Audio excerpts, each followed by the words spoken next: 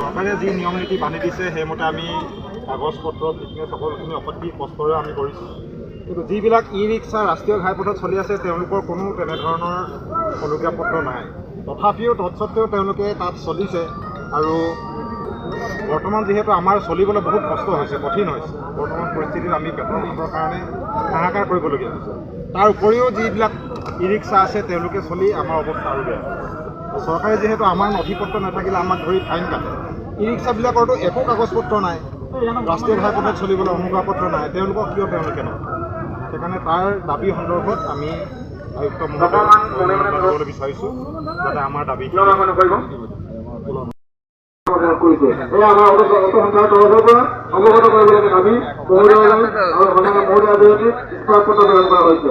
ইয়াতে কিছুমান দাবী আছে বাইদেউ।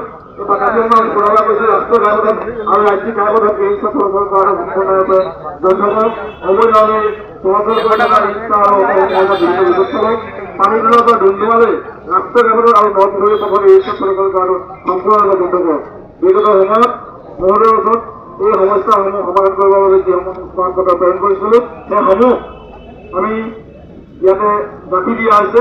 গতিকে আপোনালোকৰ সমাধান আমি আজি নতুন দিল্লীত অৱসান